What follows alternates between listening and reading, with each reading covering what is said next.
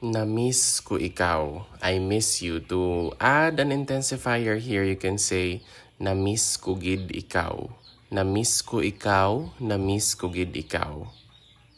Na-miss ko na gid ikaw. It means I really miss you. Na-miss ko na gid ikaw. Grabe ko ikaw nga na-miss. So, I really miss you like very much. Grabe is like very much. So, grabe ko ikaw nga na-miss.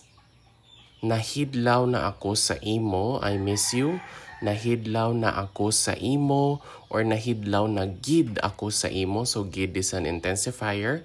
So nahidlaw na gid ako sa imo, or you can also say nahidlaw na gid ako simo or nahidlaw na gid ko simo. So, simo is the construction of sa imo.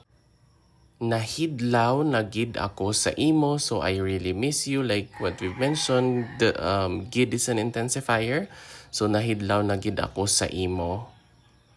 Ginapangita ko gid ikaw, so I really keep longing for you. Ginapangita is like looking for you in a way, so ginapangita ko gid ikaw. Pirmi ikaw sa akon huna-huna, I always think of you. Pirmi ikaw sa akon huna-huna, or pirmi gid ikaw sa akon huna-huna.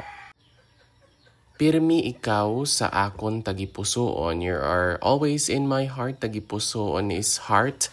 Pirmi ikaw sa akon tagipusoon, or pirmi gid ikaw sa akon tagipusoon. Gusto ko gid ikaw makaupod. I want to be with you. Gusto ko gid ikaw makaupod. Makaupod is like be with or to be a companion in a way. So gusto ko gid ikaw makaupod. Nahidlaw gid ako sa imo. I'm longing for you. Nahidlaw gid ako sa imo, or you can also say nahidlaw gid ako simo or nahidlaw gid ko simo. Nahidlaw gid ko simo. Wala ako sang iban nga ginapangita kundi ikaw. You're the only one I look for. Wala ako sang iban nga ginapangita kundi ikaw. You can also say, wala gid ako sang iban nga ginapangita kundi ikaw.